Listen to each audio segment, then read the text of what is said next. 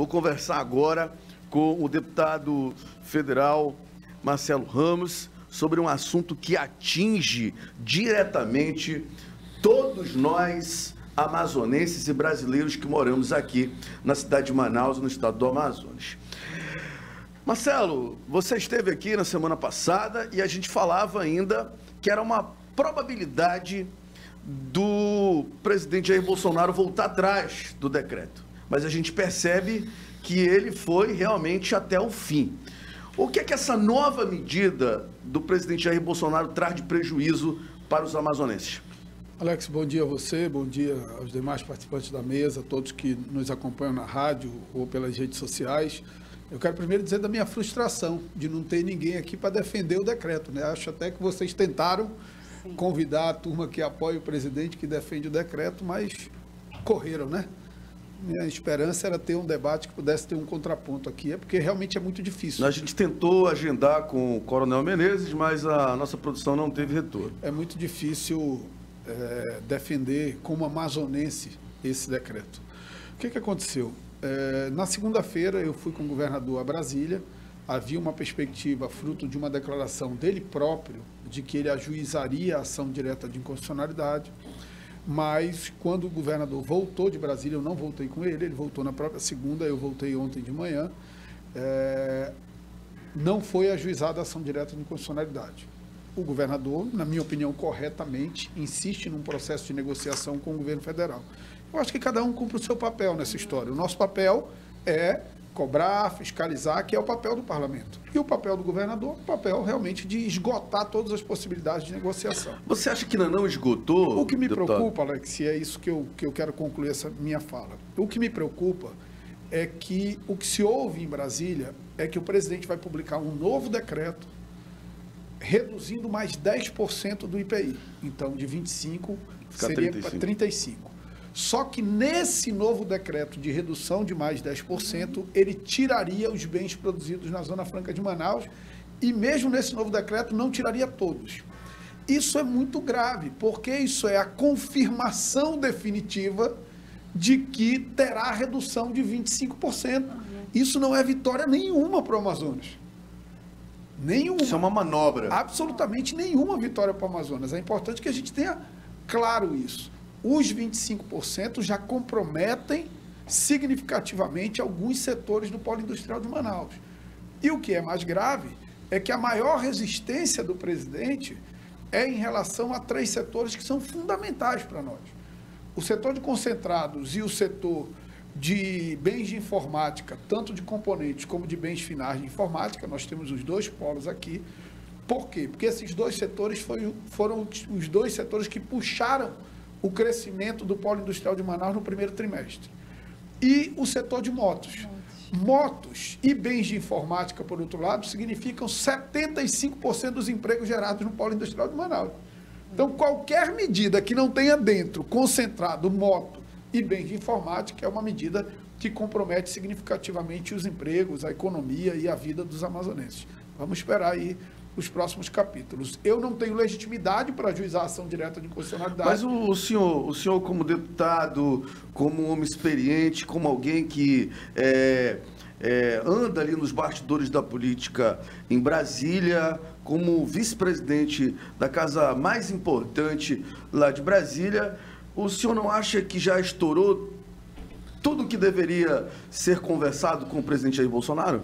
Olha, eu acho que para nós estourou. Mas o governador tem um outro papel, um papel institucional. Eu entendo o papel do governador. Eu só acho, e já disse isso, vou dizer aqui porque já disse muitas vezes, que ele deveria negociar com a ação direta de inconstitucionalidade ajuizada. Ajuiza a DIN e segue negociando. Por quê? Porque cada dia que passa é um dia a mais de agonia. As empresas, para fazer a sua produção de fim de ano, ela começa a comprar agora. Sim. Mas se ela não sabe qual é a regra que vai valer amanhã, ela não faz a compra para a produção de fim de ano, transfere essa compra para outra planta no Brasil, as que tem planta no Brasil, ou transfere essa produção para outro país e importa. Até porque, eu sempre digo todas as vezes, a gente fica falando de IPI, e a gente fecha os olhos de que o governo, além de reduzir o IPI, ele está reduzindo o II, o imposto de importação. Então, vamos pegar um exemplo. Um computador produzido aqui pela Samsung. Ele vai concorrer com o mesmo computador produzido pela Samsung na China, porque a Samsung é uma multinacional, sendo que o computador produzido na China, ele vai entrar aqui com 25% a menos de IPI e com 20% a menos de imposto de importação. Daqui a pouco a Samsung faz a conta e diz, olha, é mais barato importar da China. Fecha aqui e acabou os empregos dos amazonenses. Então, esse é o grande problema que nós estamos vivendo. Marcelo, o Amazonas já está perdendo, nesses 30 dias, a questão dos 25% do IPI. Isso já vai refletir no bolso, por exemplo, da Universidade do Estado do Amazonas, que recebe ali incentivos ali da própria Zona Franca de Manaus. Então, a gente está falando de dinheiro que vai deixar de circular aqui no estado do Amazonas. A gente está falando diretamente de um impacto na Universidade do Estado do Amazonas. Por isso que eu acho e penso que já estourou todas as formas de negociação, porque a gente não está mais falando de projeção, a gente já está falando de impacto na nossa economia. Alex, o IPI diretamente, ele não impacta diretamente nas receitas da Zona Franca de Manaus, ele impacta indiretamente, eu explico por quê. O IPI certamente contém a produção hoje do polo industrial de Manaus, porque se o cidadão não sabe a regra, ele não faz novos investimentos, ele não aumenta a produção. O que a universidade recebe é uma contribuição. Essa contribuição, obviamente, ela é proporcional à receita do polo industrial de Manaus. Se o polo contém a sua produção, ele contém a receita distribuída para a Universidade do Estado do Amazonas. Mas o mais grave nessa história, e ontem participei, voltei de Brasília ontem de manhã para participar de um encontro com vereadores que está tendo na Assembleia, e voltei para dizer isso aos vereadores, porque isso espalhar para o interior do Estado do Amazonas, o mais grave é o impacto que isso vai gerar na receita dos municípios do interior do Amazonas. Os municípios do interior do Amazonas, eles vivem de 3 fontes, eles não têm receita própria, eles não conseguem arrecadar IPTU, ISS, então eles vivem de 3 fontes. Eles vivem de FPM, Fundo de Participação dos Municípios, Fundeb, que é o Fundo de Desenvolvimento da Educação Básica, e repasse de ICMS, porque de tudo que o Estado arrecada de ICMS, 25% pertence aos municípios. Quando o governo reduz o IPI, ele renuncia 20 bilhões de reais de IPI. Só que ele renuncia a parte dele e a parte que não pertence a ele. Porque o IPI é a base para o cálculo do FPM e do Fundeb. Então, os municípios do interior do Amazonas terão, nos próximos meses, uma queda drástica, já independente do que acontecer, independente da Zona Franca, de perder ou não produção. Eles já vão ter uma queda drástica de FPM e de FPI e de Fundeb. E o Estado do Amazonas já terá uma queda drástica de FPE, de Fundo de Participação dos Estados. Além disso, a hora que o polo começa a produzir menos, o Estado começa a arrecadar menos ICMS e os 25% que pertencem aos municípios começa a ser reduzido também. Então, nós vamos ter um impacto muito rápido e muito grave nos municípios do interior do Amazonas que não têm outras fontes de receita. E sabe o que me deixa muito intrigado? É que o comportamento de muitos políticos aqui do estado do Amazonas de não se articular em relação a essa maldade que está sendo feita com o polo industrial do Amazonas, que não vai só impactar aí na Zona Franca, mas vai impactar em cadeia. A gente está falando de universidade, a gente está falando do interior. Por exemplo, eu não vejo a Universidade do Estado do Amazonas fazer mobilização, protesto, eu não vejo os prefeitos fazerem uma frente, por exemplo, de combate a esse decreto, e isso me assusta, deputado, porque nós estamos ali pegando porrada e apanhando ali sem defesa. Alex, eu sou visto como radical, como o que briga contra o presidente, quando na verdade a minha briga não é contra o presidente, nem contra nem a favor.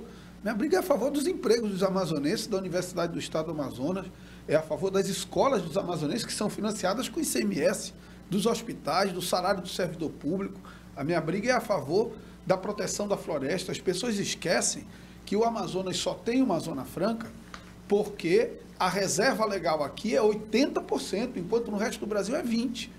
Quem tem 100 hectares de terra em São Paulo pode produzir em 80 hectares e tem que preservar 20. Quem tem 100 hectares de terra no Amazonas pode produzir em 20 e tem que preservar 80. Então, isso é uma medida compensatória para o Brasil por conta das restrições que nós temos para atividade mineral, para atividade extrativista, para atividade de agricultura, de pecuária. Então, o Amazonas não deve nada ao Brasil. Às vezes, Alex, eu ouço uns discursos de gente que diz assim: o Brasil inteiro não pode se prejudicar por conta do Amazonas. A medida ela é ruim para o Amazonas, mas ela é boa para o Brasil. Como se alguma coisa pudesse ser boa para o Brasil sendo ruim para o Amazonas. Primeiro, porque o Amazonas é Brasil. E segundo, porque não existe nada mais importante para a imagem do Brasil, para o mundo, do que a Amazônia. E terceiro, para concluir, nós não somos devedores da União. Nós somos credores da União. O Estado do Amazonas pagou em tributos federais ano passado 15 bilhões de reais, mesmo com a Zona Franca. Esse dado é fundamental. Mesmo com a Zona Franca, o Estado do Amazonas pagou ano passado para a União 15 bilhões de reais. Sabe quanto o Estado do Amazonas recebeu da União? 5 bilhões. 5 bilhões. Então, nós somos credores de 10 bilhões. Nós pagamos 10 bilhões a mais de tributos federais do que recebemos de repasse da União. Agora, sabe para onde vai esses 10 bilhões que a gente paga a mais? Para bancar o Rio de Janeiro, que quebrou, para bancar Minas Gerais, que quebrou, para bancar o Rio Grande do Sul, que quebrou. Então, o nosso Estado, que é equilibrado do ponto de vista fiscal, que é superavitário na sua relação de pagamento e recebimento com a União, e que é pobre por conta das restrições que a gente tem, ele ainda paga a conta dos outros estados e ainda dizem que nós devemos ao Brasil. E não é só essa conta que a gente paga. A taxa de escassez hídrica do Brasil, Sim. por exemplo, e a gente discutia isso aqui, nós pagamos por São Paulo, pagamos por outros Pelo estados resto que do têm Brasil, escassez né? hídrica. E pagamos caro na conta de energia. Acho que não chega a hora da gente, lá em Brasília, deputado, colocar essa conta também para que os outros estados possam saber que nós pagamos também pelo Brasil o que nós não consumimos? Alex, essa fala que eu estou fazendo aqui, eu fiz ontem, eu fiz segunda-feira na tribuna da Câmara. Eu fui para a Câmara só para fazer essa fala e conversar com o presidente Rodrigo Pacheco do Senado e com o presidente Arthur Lira da Câmara, que foram os dois que intermediaram o processo de negociação, que gerou o compromisso do presidente da República de dizer que ia revogar o decreto na parte que atingia a Zona Franca. Que é importante a gente lembrar isso sempre. Quem disse que ia revogar o decreto na parte que atingia a Zona Franca, não fui eu. Quem disse que ia revogar a parte do decreto que atingia a Zona Franca foi o presidente da República, sentado à mesa com o governador Wilson Lima, com o presidente da Federação da Indústria, Antônio Silva, e com 2 outros apoiadores seus que estavam lá à mesa. Eu sou do tempo em que a palavra valia alguma coisa. E sou do tempo em que a palavra do presidente da República valeria muito mais. Quando a palavra do presidente da República passa a não valer nada... E já passou aí a palavra dele. Ele falou que ia resolver em 30 dias, passou-se os 30 dias e o decreto continua. E você já fala aqui de uma manobra que, se a gente ficar com 25%, a gente perdeu do mesmo jeito. Exatamente. E perdeu muito, não foi pouco, não. Perdeu significativamente as nossas vantagens comparativas. E o que é mais importante, Alex, é que a gente não perde para outros estados do Brasil. A gente acaba perdendo para o produto importado. Como vice-presidente da casa, uma das casas mais importantes da política brasileira, o que o senhor pode fazer lá, por exemplo, barrando ali alguma medida importante ali para o governo federal? Se tiver que fazer isso, o senhor vai usar dessa prerrogativa que tem o seu cargo? Olha, eu sou o vice-presidente da Câmara e do Congresso Nacional. Na Câmara, nós temos o presidente Arthur Lira, que é absolutamente alinhado com o governo. Então, todas as vezes que você tem uma matéria de interesse do governo, ele toma a frente, preside as sessões, e eu não tenho mecanismos de segurar na Câmara. Mas no Congresso Nacional, que é a reunião de deputados federais e senadores, que trata de vetos e de matérias de natureza orçamentária, o presidente do Senado, Rodrigo Pacheco, tem uma postura mais independente, e ele praticamente, eu brinco que ele terceirizou a presidência para mim, porque das 27 sessões do Congresso Nacional, ele presidiu a primeira e eu presidi 26. Então eu tive uma conversa, almocei com ele na segunda-feira, insisti com ele de que nós não podemos fazer sessões do Congresso Nacional enquanto o governo federal não cumprir o acordo firmado conosco. Claro que isso tem um limite, que é o limite da responsabilidade com o país.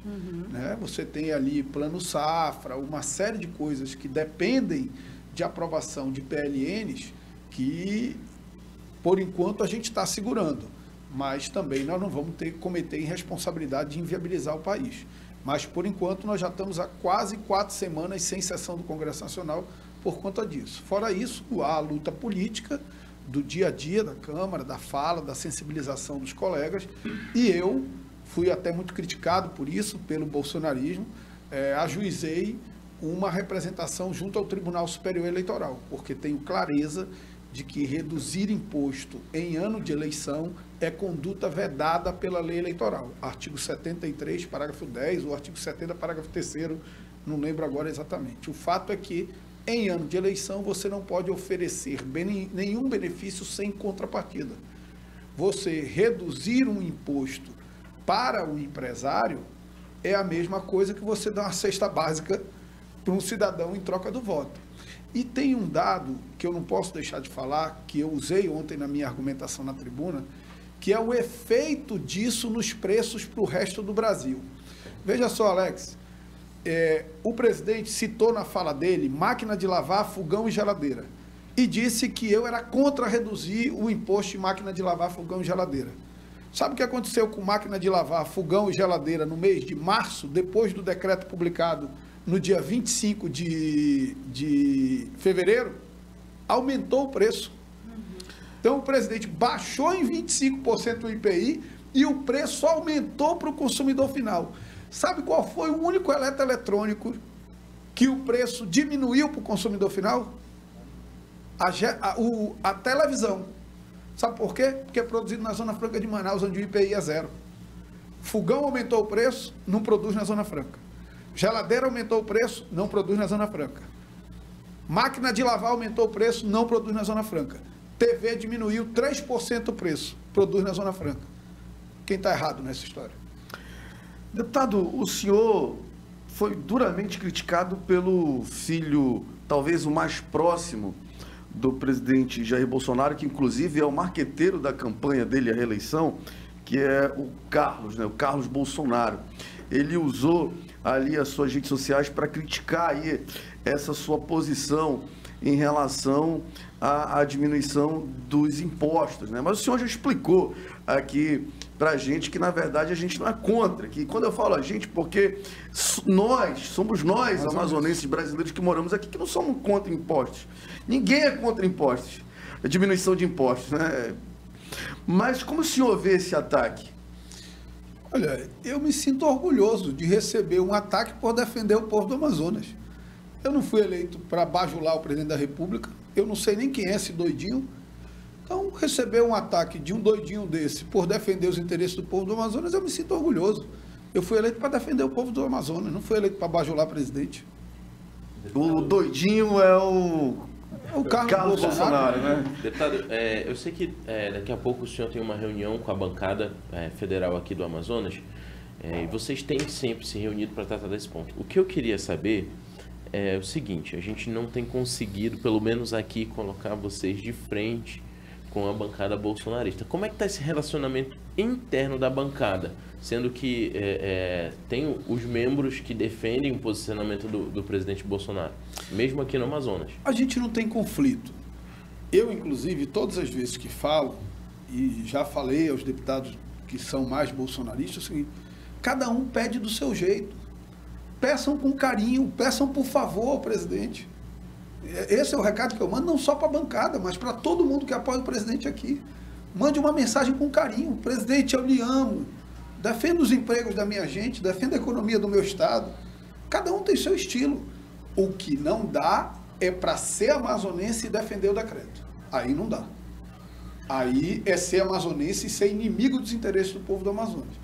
A gente não briga, mas cada um tem o seu mecanismo de diálogo. Eu estou aqui, ó.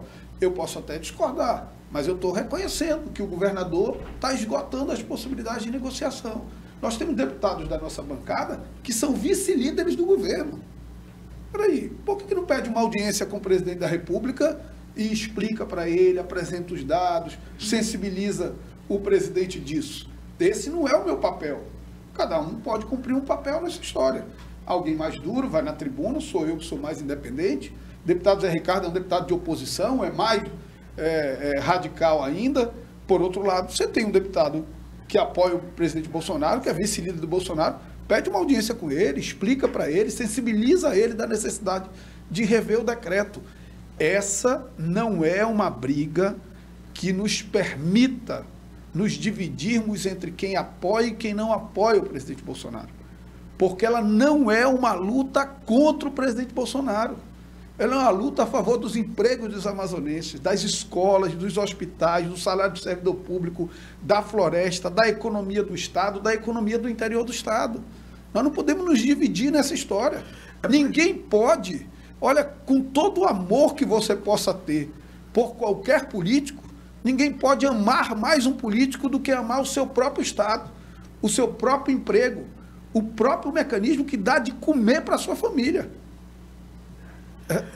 Eu acho interessante essa sua posição, deputado, de explicar, porque às vezes as pessoas são leigas, elas não entendem o que está se perdendo com 20%, 25% do IPI. As pessoas não conseguem entender que esse impacto, ele vai lá para o município, vai para a saúde, vai gerar educação, e inclusive na nossa universidade estadual. Então, eu acho que quando as pessoas começarem a entender a gravidade desse ataque à Zona Franca de Manaus, eu acho que elas vão entender que esse não é uma luta entre direita e esquerda, entre bolsonarista e lulista ou cirista. Isso aqui é uma luta de todos nós, amazonenses. Eu acho que é importante explicar de forma muito didática para o povo entender isso, entendeu? Alex, você vê, eu não faço uma agressão ao presidente, eu procuro ser didático, demonstrando como isso causa prejuízo para os nossos estados. Então, não é uma luta de oposição, daqui a pouco tem eleição. Na eleição, a gente resolve quem é de um lado, quem é de outro, quem acha que tem que continuar, quem acha que tem que parar. A luta agora, objetivamente, não é essa. Até porque, se o presidente publicar o decreto retirando a Zona Franca, ele vai ficar bem com o povo do Amazonas, eleitoralmente vai ser bom para ele. Então, só que eu não quero marcar posição, eu quero resolver o problema. Eu não quero saber quem eleitoralmente vai ganhar no final com essa história. Eu quero saber que nós vamos poder olhar para o futuro do Amazonas e encontrar um futuro sustentável, que é o futuro para os meus filhos, cara. Eu nasci aqui, meu pai nasceu em Parintins, minha mãe nasceu em Manaus, eu vou morrer aqui, meus filhos crescem aqui, vão crescer aqui. Eu não posso olhar para o futuro e colocar uma paixão político-eleitoral acima do sonho de entregar um Estado melhor para os meus filhos, para as próximas gerações de amazonenses. Isso não é razoável. Não é razoável as pessoas deixarem as suas paixões acima do desejo de ajudar o Amazonas. Não estou dizendo que as pessoas têm que ser contra o presidente. Estou dizendo que quem o apoia tem que fazer chegar a ele uma mensagem fraterna, carinhosa. Presidente, aqui tem 62% de manauaras que votaram no senhor. Lembre disso, nos ajude. Porque se nós fizermos um balanço mesmo do início do governo até aqui e pensarmos o que foi prometido para o Amazonas e o que foi entregue, vai chegar a hora da gente fazer esse balanço. O vice-presidente Mourão veio aqui e disse que se ele não entregasse a BR-319 no final do governo, ele comia a boina dele. Ele vai ter que voltar aqui para comer a boina. Porque não tem mais como entregar. Ele vai ter Nem que a parte do meio foi feita. Ele vai ter que voltar aqui para comer a boina. Inclusive, falando de Mourão, ele fez uma declaração muito infeliz, minimizando a questão da tortura. Como é que o senhor vê isso, deputado? Eu até fiz um tweet sobre isso que repercutiu bastante, né? O Mourão é um general que se submete a ser humilhado por um capitão expulso do Exército, porque o presidente Bolsonaro já humilhou ele de todas as formas. E ainda bajular quem humilha. Querer que uma pessoa que aceita ser humilhada e bajular quem humilha tenha uma postura serena, correta com a questão da tortura, eu acho normal para o que ele é. Eu acho normal. Acho que vai ter que comer a boina, vai ter. Vai ter que comer a boina. Quando ele voltar aqui, eu vou levar a boina para ele comer. A gente bota um temperozinho, bota dentro de um tacacá, né? Ele come ali, pica a boina. Só lembrando que é amazonense, a gente né? não força, a gente não força ele a comer a boina inteira, né? Porque deve ser um pouquinho indigesto. A gente pica a boina, coloca dentro de um tacacá e tal, e ele vai lá e digere a boina sem nem perceber. Mas que ele vai ter que comer. Um amazonense que é vice-presidente da República, que não se posicionou em relação ao IPI. É importante falar sobre isso. Deputado, considerações finais, muito obrigado pela entrevista. Não, apenas agradecer a oportunidade. Eu acho que a gente precisa esclarecer o povo do Amazonas. Eu acho que a gente precisa cada vez deixar claro que isso não é uma questão eleitoral, que isso não é uma questão de situação de oposição, de direita, de esquerda. Isso é uma questão que tem a ver com os empregos dos amazonenses, tem a ver com as escolas dos filhos dos amazonenses, com os hospitais que atendem as pessoas mais humildes, com o salário dos servidores públicos, com a Universidade do Estado do Amazonas, com a preservação da floresta, com a economia da capital e do interior do Estado. E que nesses momentos a gente tem que deixar de lado um pouquinho de ideologia, nos dar as mãos, defender o nosso Estado, defender os interesses da nossa gente. E lá na frente, democraticamente, a gente vai ter oportunidade de disputar a opinião na eleição. Agora não é hora disso. Agora é de união do povo do Amazonas em defesa da Zona Franca de Manaus. Muito obrigado, deputado. William, vamos falar um pouquinho de bastidores? Aqui, A gente meteu nossa pauta no meio das entrevistas acabou que a gente estourando aqui quase todas as pautas. Enfim, a declaração aí do Renato aí, falando que realmente o vice vem ali de pessoas próximas ali ao prefeito Davi Almeida. Pois é, o prefeito Davi Almeida, como a gente já percebeu, ele separou as melhores cartas que ele tinha para trabalhar nessa eleição. E agora, como elas não saíram dos holofotes, ele precisa valorizar, né? Ele tá valorizando, eu quero deixar aqui registrado, parece que Sabá Reis não precisa muito dessa ajuda, desde que ele deixou a pasta da CEMUSP, ele tem sido um grande articulador dentro do Avante, inclusive levou uma parcela dos profissionais de comunicação para dentro do partido, né? Muitos jornalistas, donos de portal se filiaram nos últimos dias e ontem ele fez esse comentário a respeito do Tadeu, ex-procurador do Estado do Amazonas, que do meu ponto de vista é quem mais precisa ser colocado no palco agora, nesse momento. E olha só, o vereador Raif Matos, que já tinha proposto ali um projeto para se tirar ali o nome de pessoas envolvidas em corrupção, o nome de rua, enfim, agora propõe um outro projeto que é para Sobra do Cotão, né? Pois é, eu conversei ontem com o vereador Raif Matos, né? Ele levou à mesa diretora, não é bem um projeto, é mais uma proposta, porque só quem pode tomar essa decisão é a mesa diretora da Câmara Municipal, de criar um fundo para colocar o dinheiro que sobra do cotão, do chamado cotão, para os vereadores que não utilizam. Ele falou para mim que no primeiro ano do mandato dele, ele tentou economizar ao máximo, né? Guardou uma grande soma de dinheiro, mas depois descobriu que esse valor voltava pro executivo e não tinha um uso determinado. A ideia dele que funciona da mesma forma que funciona o fundo eleitoral, basicamente, né? Então, a ideia dele é criar esse fundo para poder direcionar esse valor que os vereadores não gastam, como, por exemplo, o vereador Amon, que diz que não usa nenhum real desse valor, para ações sociais, entidades em prol do benefício da comunidade. É isso aí, ó. O Omar esteve lá no Rio Preto da Eva ali, já se articulando ali, fazendo campanha. O senador Omar, nesse último final de semana, ele esteve em Rio Preto, ele foi acompanhado do prefeito Anderson, do vice-prefeito Neto, no município, fez uma grande reunião com diversas lideranças do Rio Preto da Eva, que é um sítio eleitoral dele. E lá ele aproveitou, né, esse encontro para fazer duras críticas ao presidente Bolsonaro em relação à questão principalmente aos ataques que ele vem realizando na Zona Franca de Manaus. Inclusive disse que o presidente se diz cristão, mas não obedece os mandamentos, né? Inclusive ele citou o segundo mandamento de que Bolsonaro devia amar o próximo. Esse próximo a gente pode entender o Amazonas como a si mesmo. Muito bom, gente. Fique com Deus. Amanhã, às 7 horas, nós estamos de volta, hein? Valeu, William. Valeu, deputado. Valeu, Ananda. Alex Braga, de olho em tudo. Fiscaliza geral.